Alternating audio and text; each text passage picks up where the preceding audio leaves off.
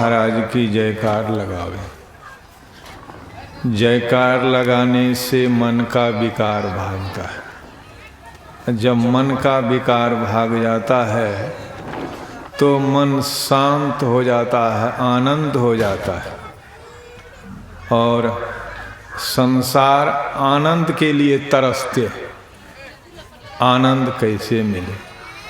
तो हम लोग भी एक बार गुरु महाराज की जयकार लगावें, सबका मन का विकार भाग जाए, मन शुद्ध हो जाए। बोलिए प्रेम से श्री सद्गुरु महाराज की जय। श्री सद्गुरु महाराज की जय। श्री सद्गुरु महाराज की जय। मंगल मूर्ति सतगुरु मिलवै सर्वाधार। मंगलमय मंगल करनो बिनवो बारंबार।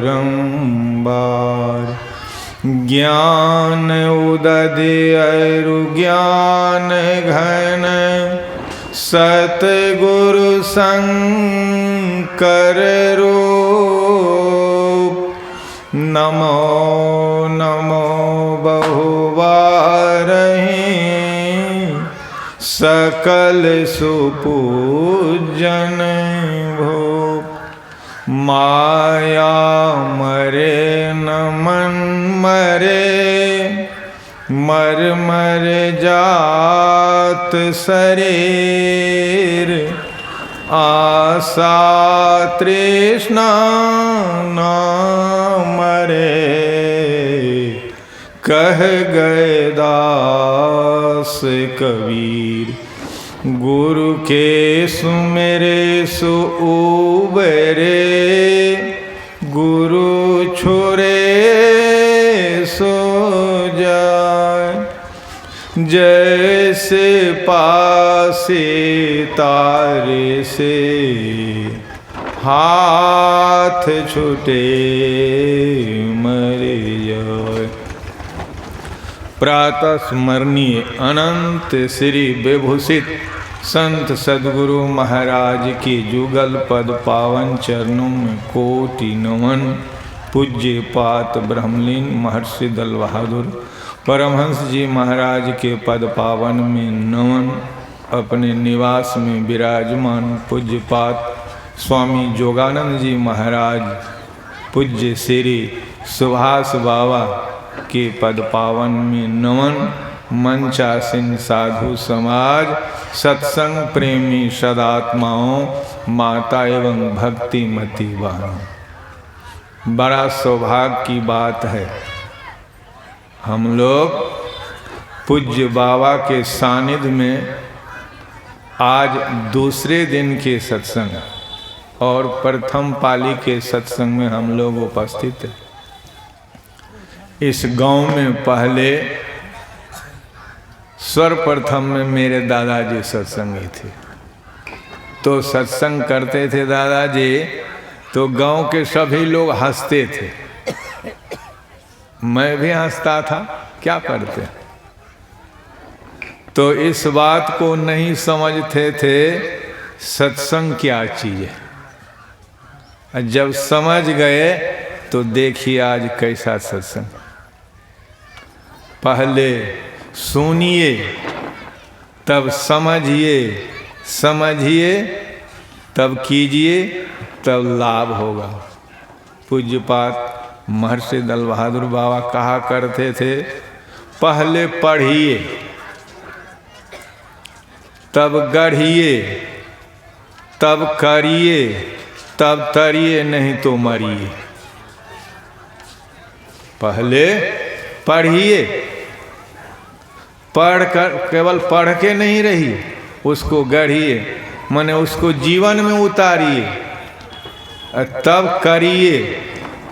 करिएगा तब तो तरिएगा, नहीं तरिएगा तो संसार में तो मरवे करिएगा। इसलिए संत महात्मा लोग कहते हैं पहले सुनिए। सुनना बहुत जरूरी है जीवन में। जब तक हम सत्संग नहीं सुनेंगे सत्संग से लाभ नहीं मिलेगा। हम लोग बाजार में जाते हैं सौदा खरीदने के लिए, कोई सामान खरीदते हैं तो बोलते, जब तक नहीं बोलेंगे तो कोई सामान खरीद नहीं सकते। और सत्संग में जब तक चुप नहीं रहेंगे तो कुछ सौदा नहीं मिलेगा। इसलिए शांत भाव से सुनते रहें। तो अभी हमारे पूज्य सुभाष बाबा ने पाठक्रम में संत मत का में जो पाठ होता है, विषय पाठ, उसी पर विषय बनता है, वही कहा जाता है। तो हम लोग अभी सुन रहे थे बाबा के मुखारविंद से, और हमारे जोगानंद बाबा की तबीयत दब है। बाबा ने कहा कि हमारी तबीयत दब है, गाला बैठा हुआ है, इसलिए अभी के सत्संग में हम नहीं रहेंगे। इसलिए उन्होंने थोड़ा सा आशीर्वचन दे के चले गए। तो हम लोग अभी सुन रहे थे योग सिखोपनिषद के पाठ में कि ब्रह्मा और शिव की संवाद। ब्रह्मा जी ने शिव जी से पूछते हैं कि कोई कहते हैं योग बड़ा है, कोई कहते हैं ज्ञान बड़ा है, इसमें आपका क्या विचार है? तब भगवान शिव कहते हैं कि हे ब्रह्मदेव, योग बिना योग का ज्ञान नहीं और बिना ज्ञान का योग भी नहीं होता। दोनों चाहिए, योग भी चाहिए, ज्ञान भी चाहिए। जब तक ज्ञान नहीं होगा तो हम लोग संसार में कोई काम नहीं करेंगे। इसलिए दोनों चाहिए। तो हम लोग को क्या करना चाहिए? सत्संग भी करना चाहिए और ध्यान भी करना चाहिए। जब तक सत्संग नहीं करेंगे तो ध्यान भी नहीं कर सकेंगे, और जब ध्यान नहीं करेंगे तो सत्संग भी नहीं होगा। इसलिए ध्यान करने से संसार में सब दुख से छूट जाता है। और ध्यान करने में मन नहीं लगता। क्यों नहीं मन लगता है? कि हमारे इस संसार में बहुत बार जन्म लिए और सब जन्मों में हम विषयन के साथ रहे, और जब तक हम निर्विषयों के नहीं जाएंगे तब तक संसार में हम दुख में भटकते रहे। इसलिए संत महात्मा लोग कहते हैं कि जब तक ध्यान नहीं करेंगे, सत्संग नहीं करेंगे, तब तक इस संसार में कल्याण नहीं। और कल्याण चाहने के लिए लोग क्या क्या करते हैं, कहाँ कहाँ जाते हैं, खोजते फिरते।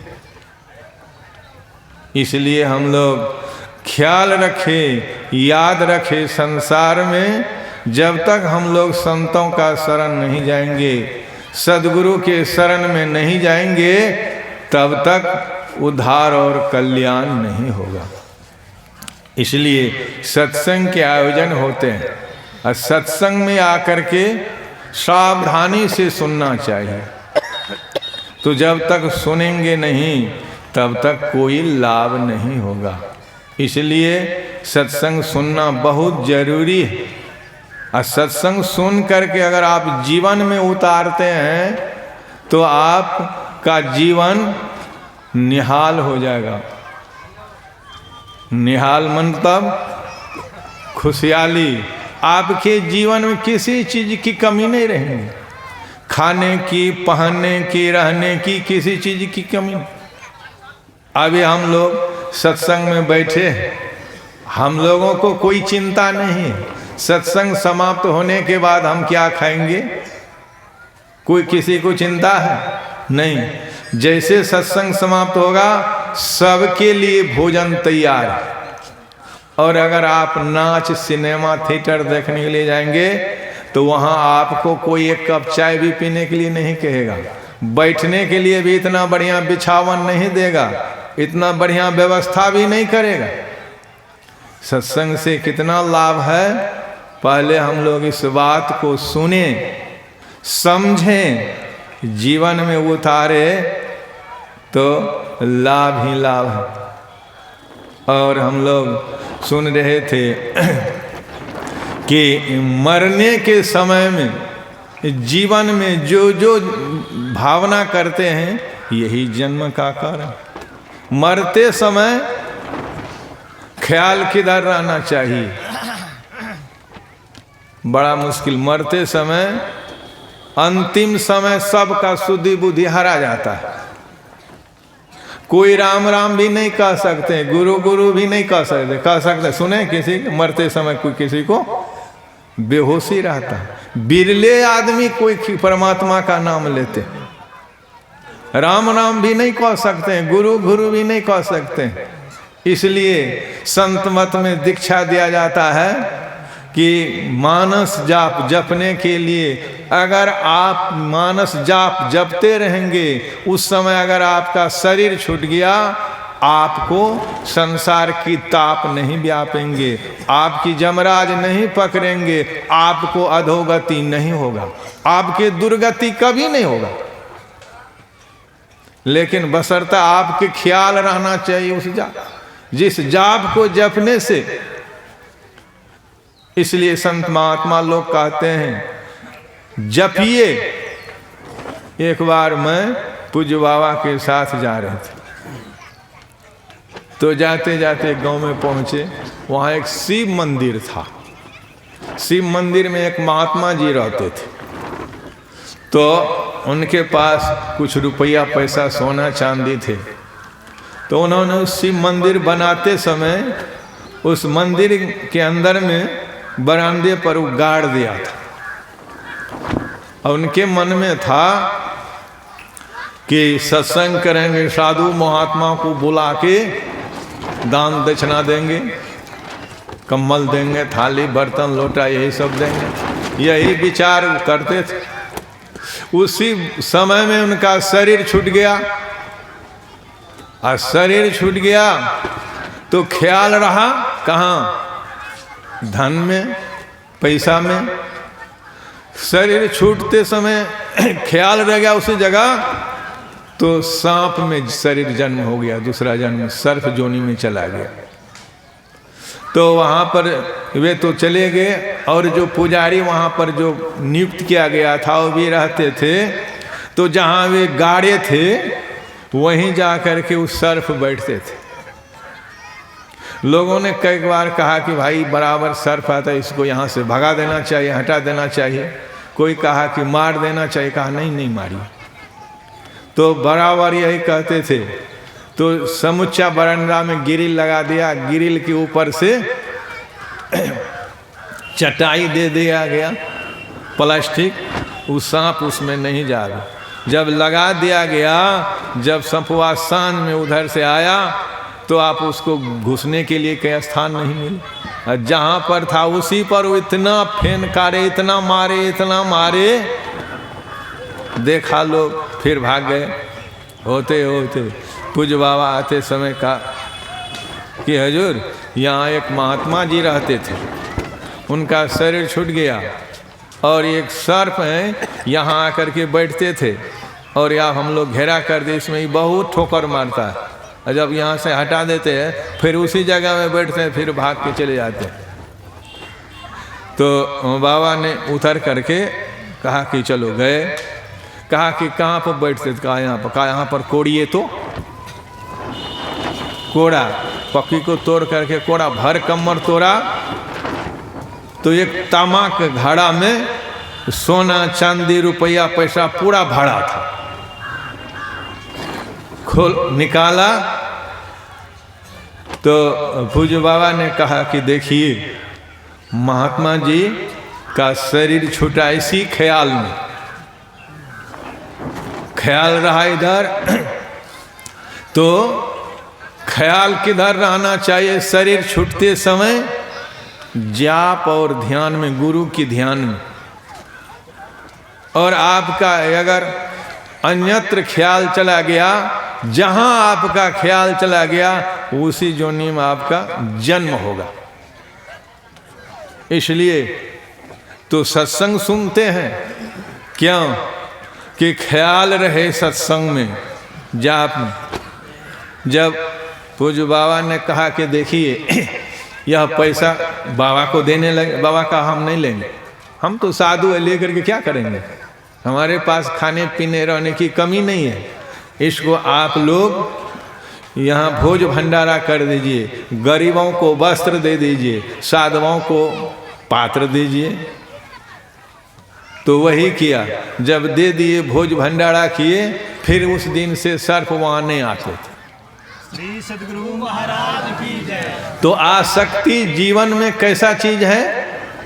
तो अभी पाठ में पूज्य बाबा के मुखारबिंद से हम लोग सुन रहे थे, मरते समय आपका ख्याल जहां रहेगा आपका जन्म वहीं होगा। नहीं, इसलिए संत महात्मा लोग कहते हैं कि ख्याल को समेट कर हमेशा एक जगह रखना चाहिए। नहीं कि कब शरीर छूट जाएगा इसका कोई ठिकाना नहीं है। तो जब ठिकाना रहते तो हम लोगों को जीवन में यह दुख नहीं देखना पड़ता। इसलिए संत महात्मा लोग कहते हैं, सज्जनों जब तक संसार में रहते हो तब तक जीवन में सुकर्म करते रहिए, कुकर्म नहीं कीजिए। और कुकर्म करते हैं तो संसार में आपको बड़ा दुख होगा। तो इसलिए कहते हैं झूठ, चोरी, नशा, हिंसा, बेविचार, ये 5 काम जिन्होंने मन से त्याग दिया, कभी मन में नहीं आता, ये 5 काम जीवन में असल में वही साधु है, वही तपस्वी है, उसी का नाम सज्जन, उसी का नाम साधु, उसी का नाम संत है। यह 5 काम छूटना बड़ा मुश्किल है, बहुत कठिन है। झूठ तो हम लोग बात बात में बोलते, हर बात में। पूज्य बाबा कहा करते थे हमसे कि देख, हम जीवन में कहियो झूठ नहीं बोलना, कभी नहीं।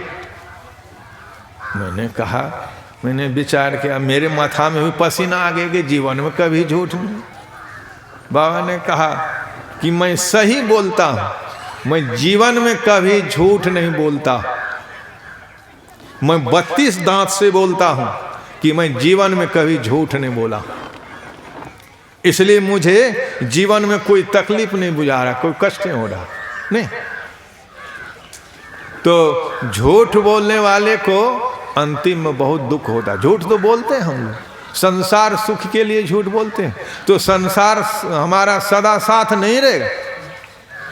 शरीर छूटेगा, संसार सब चीज छूट जाएगा। तो हम लोग झूठ क्यों अपनावे? जब हम लोग इस संसार में जानते हैं कि हमारे पूर्वज चले गए, हम भी चले जाएंगे, यहाँ नहीं रहेंगे।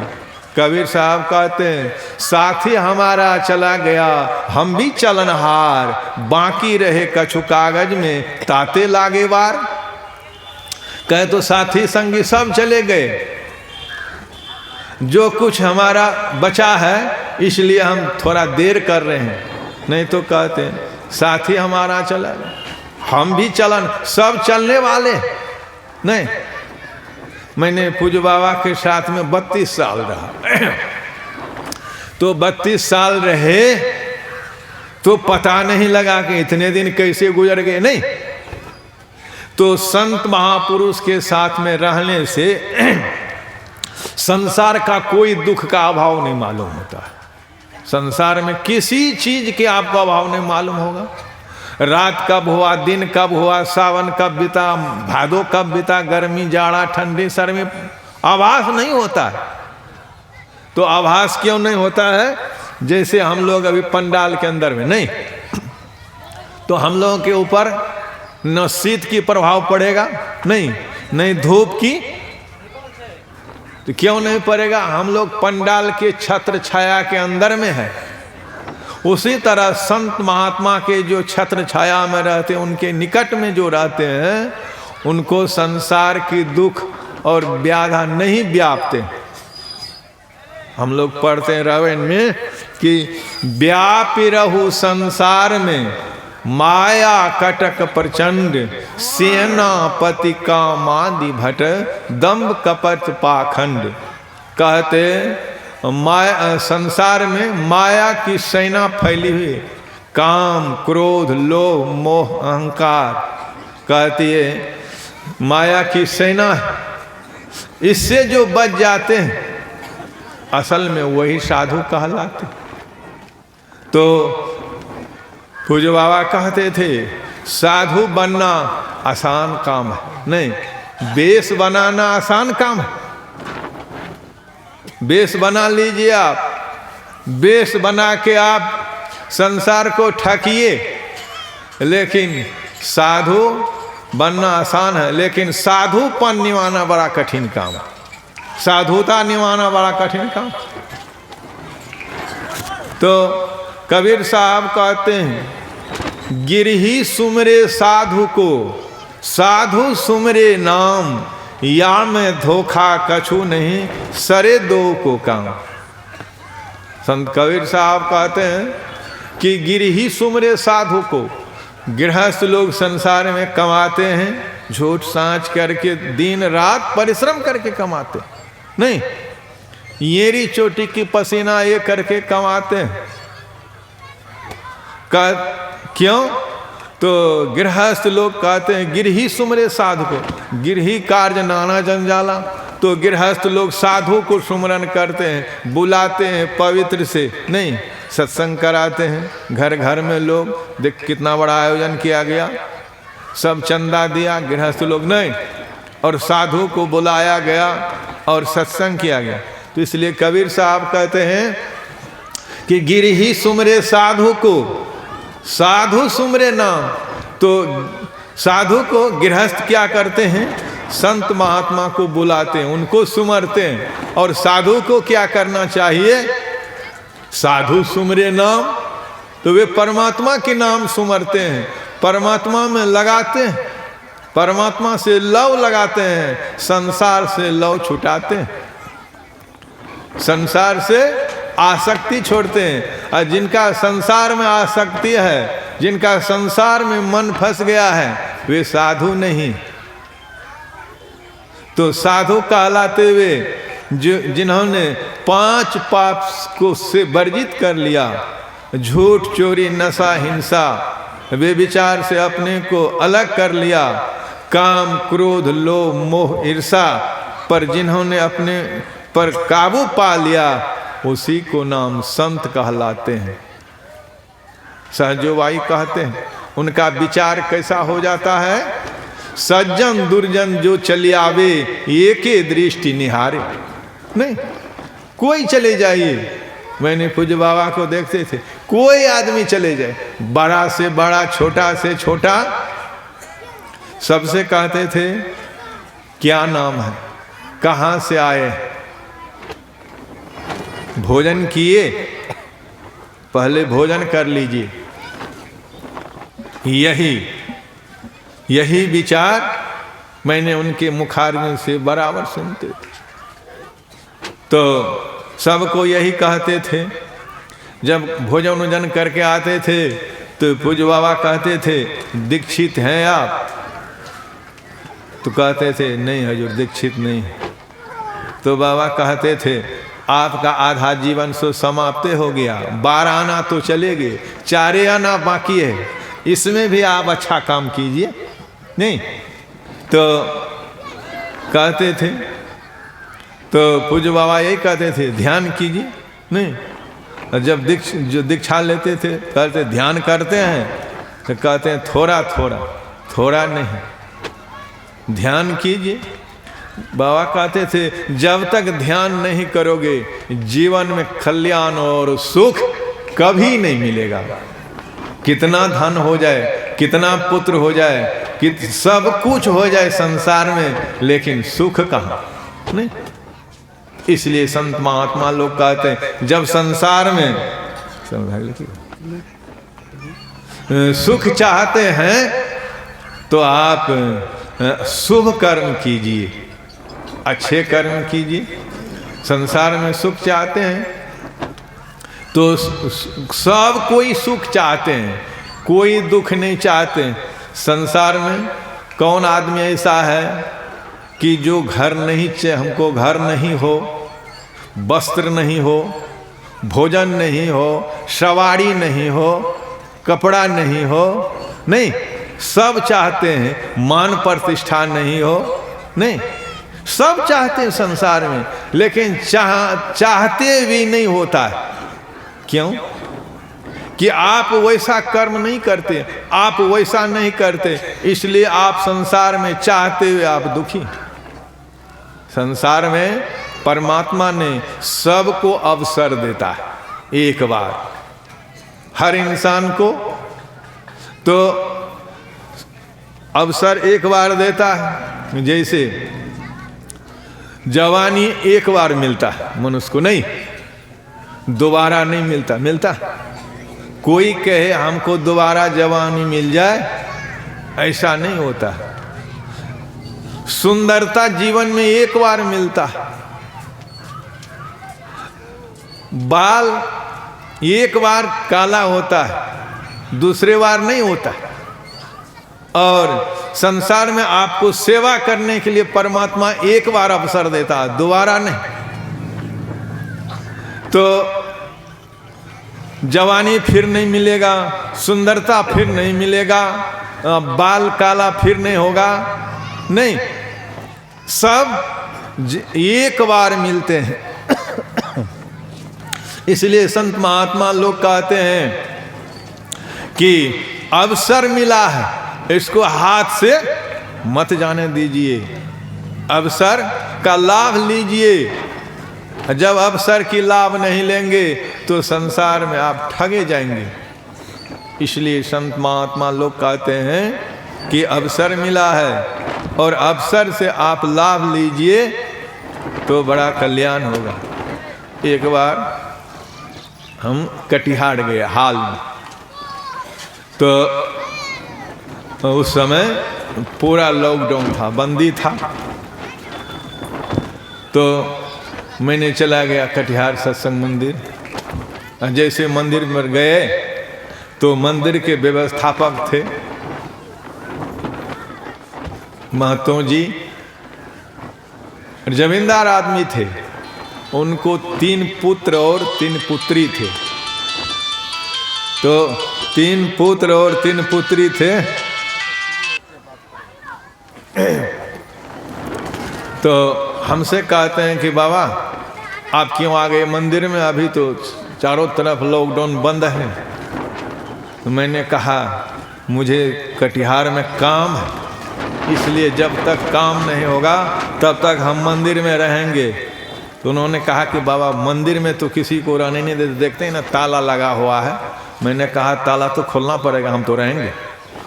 तो उन्होंने कहा कि बाबा अच्छा आप आ गए तो क्या करेंगे, लेकिन हम तो किसी को रहने नहीं देते हैं, घुसने भी नहीं देते, देखते हैं ताला बंद है। घर से भीतर से बोलते हैं खिड़की खोल करके, सामने मंदिर के सामने घर है, बीच में सड़क है, उस बार उसका मंदिर है। तो मैंने कहा हम तो रहेंगे यहाँ। उन्होंने कहा कि अच्छा कोई बात नहीं बाबा, हम किसी को रहने नहीं देते। तो उन्होंने एक आदमी को चाबी दे दिया, कहा कि ताला खोलो। मैंने ताला खोल के अंदर चले गए। मेरा 3-4 दिन रहे। तो चौथा 5वां दिन के बाद वे कभी बाजार भी नहीं जाते थे, कहीं ने घर से निकालते थे, कहते थे कि कोरोना लग जाएगा। यही बीमारी के डर से हमको तो बराबर जाना पड़ता था ऑफिस कागज पत्र के लिए। तो उन्होंने कहा कि बाबा आप बराबर जाते हैं फिर आते हैं। मैंने कहा क्या करेंगे कि मास्क भी नहीं लगाता। मैंने कहा मास्क लगाते हैं तो मेरा दम घुटता है, इसलिए मैं नहीं लगाता। तो कहा ठीक नहीं है। कहते चौथा 5वां दिन पूरा तो बीमार हो गए। वे घर से बाहर नहीं निकलते थे, सब्जी भी लाते थे तो बाहर में गर्म पानी से धोते थे। तो आप कहीं रहिए, अगर आपको मौत आ जाएगा तो आपको कहीं से उठा के लेके चला जाएगा। तो बीमार हो गए, उनको ले गए डॉक्टर के पास। तो डॉक्टर ने कहा कि इसको कोरोना हो गया है। अब ले आया घर। घर में एक छोटा बेटा साथ में रहते थे, बहू भी साथ में थी। तो घर में ले आए, मंदिर में था, मंदिर पर खड़े थे गेट पर, सुन रहे थे मैं। तो बेटा क्या कहते हैं, जब घर बनाया सारा संपत्ति उन्हीं का कमाया हुआ। तो बेटा को भी 2 पुत्र हैं। तो बेटा क्या कहते हैं कि बाबूजी आप घर से बाहर जाइए, मंदिर में चले जाइए, यहाँ से निकलिए। अब जैसे कहा उनका हकरी भकरी बंद हो गए। मैं मंदिर के गेट से सुना, देख भी रहा। कहा कि बाबूजी घर से निकलिए, चले जाइए मंदिर में। 2-3 बार कहा, नहीं सुना। इतना जोर से बिगड़ा कि बाबूजी मैं आपको कह रहा हूं यहाँ से निकलिए, मंदिर चले जाइए। बेचारे आंख में आंसू आ गया, आ गए मंदिर। तो बहू कहती है, क्यों आप डांटते हैं पिताजी को, रहने दीजिए, मैं सेवा करूंगी, मुझे करना नहीं लगेगी। कहा नहीं, हमारे पास पुत्र है, तू भी हो। नहीं, वे बेचारे चले आए मंदिर में। आकर के खूब रोने लगे। मैंने कहा काहे रोते हैं? कहा कि बाबा मैंने इतना संपत्ति कमाया, बेकार ही कमाया। मैंने कहा सो क्यों? मैंने कहा आपके पास पुत्र है, पुत्री है, तो जगह जमीन है, कटिहार में बहुत जमीन है। एक हक बेटी को कम से कम 10 कट्ठा जमीन दिए शहर में, करोड़ों की जमीन सब पुत्र को। तो हमसे कहते हैं कि बाबा अब हमको संसार में जीना भी बेकार है। मैंने कहा क्यों? मैंने कहा कि आप तो व्यवस्थापक हैं सत्संग मंदिर में, सत्संग में रहिए, ध्यान कीजिए, खाइए, और जिस दिन मौत होगा उस दिन तो जैवे कीजिएगा। रोने लगा। अब क्या करेंगे? देखिए आप, इसलिए संत महात्मा लोग कहते हैं संसार से आशा मत रखिए, संसार से कभी आशा नहीं रखिए, कोई भी आदमी हो, और खास करके सत्संगी लोग को तो संसार से आशा रखना ही नहीं चाहिए। संसार से आशा रखेंगे तो पूज्य बाबा कहते थे संसार सहारा है, सर्वस्व नहीं है। संसार सहारा है, जैसे सहारा संसार में, संसार सहारा है। तो सहारा क्या है? जैसे बच्चा छोटा रहता है तो पिताजी का सहारा होता है, नहीं? तो जब पिताजी बूढ़ा हो जाते हैं तो पुत्र का सहारा होता है। तो इसी तरह संसार में पति की सहारा पत्नी, पत्नी के सहारा पति। तो कहते हैं ये संसार सहारा है, सर्वस्व नहीं है। सर्वस्व तो परमात्मा है जो आपको सब कुछ दे सकता है। तो संसार सहारा सर्वस्व नहीं है, सर्वस्व परमात्मा है, इसलिए उन पर अपने को निछावर कीजिए। तो उन्होंने कहा, अब रोने लगा। तो बहू आती थी भोजन ले करके, गाली देते थे, बहुत क्यों जाती है, तुमको भी करना लग जा। कहा कि हमको नहीं लगेगा करना। आते थे, ले गए हॉस्पिटल। दूसरे दिन हॉस्पिटल में ले गए, वहीं बेचारा दम तोड़ दिए हॉस्पिटल में। अब घर ले आए, मंदिर के सामने ले आए, अब घर में भी नहीं ले जाना देता। मैंने कहा कि काहे नहीं ले जाना देता? कहा नहीं, इसको कोरोना लगा। प्लास्टिक में पूरा मेर मार के डॉक्टर लोग उसको ले आ। अब उसको घाट ले जाने वाले कोई आदमी नहीं, बेटा बहू बेटी दामाद सब आए, सब खड़ा, कोई नहीं छूता। इसलिए संत कबीर साहब कहते हैं सुखवा तो सब कोई मिलजुल बांटे, दुखवा के कोई बातों न पूछे जी। नहीं तो सुख तो आपको सब कुछ मिल जाएगा, लेकिन दुख की बात कोई नहीं पूछेगा। तो उन्होंने ले गए। अब वो बड़ा दिक्कत से ले गए। कहते हैं क्या करें? मैंने कहा कि आपके जाति प्रथा में जो रिवाज है वो कीजिए। नहीं, अब उनको किसी तरह से उठा पुठा के ले गया, जला के आया। और जला के आया, दूसरे दिन भी लड़का बीमार हो गया। दूसरे दिन लड़का बीमार हो गया तो लड़का को भी लेके चले गए भागलपुर। रात में 1-1:30 बजे वहाँ पहुँचे। वहाँ उनको कहा कोरोना साबित कर दी। तो उनका उधर बौसी उनका लड़का का ससुराल है। तो वहाँ से फ़ोन किए, बेटी फ़ोन किए पिताजी को, भाई और उनका बाप आ गए, दोनों हॉस्पिटल में देखे, बातचीत हुई। तो डॉक्टर साहब ने कहा कि इसको कोरोना हो गया है। तो 4 बजते बजते लड़का भी वहीं दम तोड़ दी हॉस्पिटल में दम तोड़ दिया। आप क्या करेंगे? आप साथ तो उनका भाई था, पिताजी था, वो भी वहीं से छोड़ के चले गए, नहीं रहा। तो संत महात्मा लोग कहते हैं संसार में जब विपत्ति आते हैं तो अकेले नहीं आते, बहुत कुछ साथ लेके आते। नहीं, हम लोग समाज में बेटी की शादी करते हैं तो उनको बेटी अकेले नहीं जाती, उनको बहुत सामान देते हैं ना, सोना चांदी लत्ता कपड़ा टेबुल कुर्सी पलंग, नहीं सब कुछ पूरा देते हैं, सब कुछ साथ लेके आते हैं।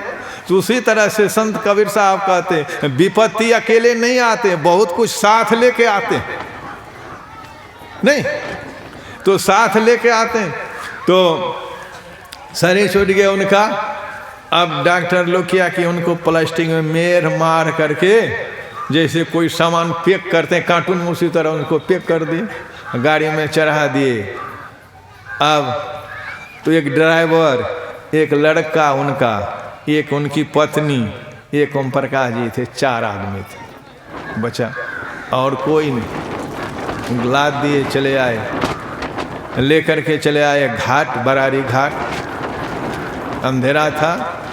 उनको बहू कह रहे थे कि बाबा क्या कहेंगे, विपत्ति कैसे होते हैं, जीवन में मुझे पता नहीं था, पता लग गया कि विपत्ति कैसे होते हैं। तो आगे आप घाट में जलाने के लिए गए तो वहाँ कहा लकड़ी में जलाइएगा तो 5,000 लगेगा, इलेक्ट्रिक में जलाइएगा तो 11,000 लगेगा। तो कहा रुपया पैसा तो कुछ नहीं है। उनकी बहू कह रही थी कि बाबा अब हम क्या करें। हम उतर के रोने लगे, गाड़ी की गेट पकड़ के खूब रोने लगे। क्या रोने लगे? गुरु महाराज पति तो संसार से साथ छोड़ के चले गए, पिताजी भी चले गए, भाई भी चले गए, सब साथ छोड़ के चले गए, आप भी साथ छोड़ दिए। नहीं, जैसे कहा कि आप भी साथ छोड़ दिए तो वहाँ किनारा से 4-5 आदमी मोटे मोटे लाठी लेकर के निकला, आ गए। सुनसान, कहीं कुछ नहीं था, देखा सुनसान। तो देखा, कहता क्यों रोती है? कहा कि मेरे पति जी ख़त्म हो गए, जलाने के लिए पैसा अभी नहीं है। कहा कि हॉस्पिटल की कागज़ है? तो बोला हाँ। कहा दिखाओ, दिखा दिया। वो लड़का को उतार लिया और कह रहे थे कि बाबा जैसे लड़का को उतार लिया तो मन में हुआ कि पति तो मरिएगा, इसको भी आप क्या करेगा। नहीं, उतारा, लड़का को उतार करके ले जाके गंगा जी में डुबा दिया, स्नान करा दिया, बाहर ले आया, कफन पहना दिया। नहीं, कफन पहना करके वही 4-5 आदमी उठा के उस चिता में ले जाके रख दिया। हाँ, आग लगा दी, कहा कि जाओ यहाँ से चले। तो उनकी बहू बता रही थी बाबा जैसे मैं गेट ऊपर रोड पर आया देखा तो केवल लाश जल रहा, आदमी का कहीं पता नहीं। श्री सद्गुरु महाराज की जय। तो कहीं पता नहीं था। मैंने कहा कि देखिए कि विपत्ति में कोई नहीं होता, इसलिए संत महात्मा लोग कहते हैं आपको विपत्ति में सगे संबंधी भाई बंधु मित्र इष्ट जितने आपके संसार में विपत्ति के समय आपको सब साथ छोड़ देगा, कोई आपके साथ नहीं रहेगा। साथ में कौन रहेगा? आप जो गुरु की याद करते हैं, परमात्मा की याद करते हैं, देखिए उनको भी नहीं। अगर गुरु पर विश्वास नहीं होता तो कौन होता है? नहीं, कोई सब तो साथ छोड़ दे, आप क्या करेंगे। इसलिए संत महात्मा लोग कहते हैं कि मन में विचार में ही प्रभु तेरे साथ है। नहीं, आप विचार लीजिए, गुरु महाराज की वाणी में है कि मन में विचार में ही प्रभु तेरे साथ है। परमात्मा आपके साथ हमेशा अंग संग हर वक्त रहता, प्रगट हो आता नहीं, वे तो हमेशा ही आपके साथ में है। अगर आपके साथ में नहीं रहता हमेशा, तो आपके जीवन एक सेकंड नहीं रहता। नहीं, तो हम लोग विचार करें कि क्या करना चाहिए, क्या नहीं करना चाहिए। तो उन्होंने मैंने कहा अब क्या होगा। फिर घर में आ गए, बहू आ गए, हमारे पास खूब रोने लगा मंदिर में। मैंने कहा क्या कीजिएगा, संसार को तो यही हाल है, यहाँ तो सब चला चली का आपको नहीं। हम लोग भजन गाते हैं नहीं, सब चला चली का खेला, कोई चला गया कोई चालन हार, कोई खड़ा तैयारी बा नहीं। हम लोग की मुसाफिर खाना में देखते हैं ना, कहीं कोई उठ जाग गया है, कोई सोया है, कोई गठरी बांध रहा है, कोई मथाम ले रहा है, कोई चल रहा है नहीं। तो संसार में सब इसी तरह का है। तो घर में आ गए, तो घर में आ गए।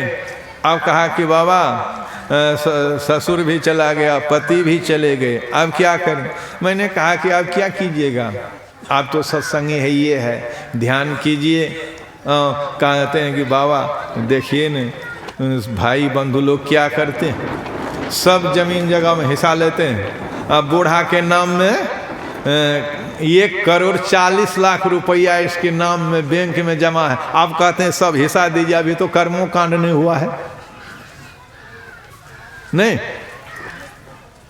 तो इसलिए कहते हैं, बंगला भाषा में है कि पहले मांगे धोने के हिस्सा, भाई भतीजा पहले मांगे धोने के हिस्सा, पाछे देवे माटी रे नहीं। कहते सबसे पहले तो धने के हिस्सा मांगते, पीछे तो कहते हैं बाबा देखिए ना, आप कहते हैं पहले हिस्सा दीजिए तब काम करेंगे नहीं। तो संसार का ये हालत है। तो फिर जैसे समाप्त हो गए, फिर आप क्या जला उला के आगे साफ सुथरा हो गए। अब दूसरे तीसरे दिन सास बीमार हो गई, लीजिए सास भी 2 दिन रही, वो भी तीसरे दिन दम तोड़ दी, खत्म हो गई। तो संत महात्मा लोग कहते हैं संसार में विपत्ति अकेले नहीं आते हैं, और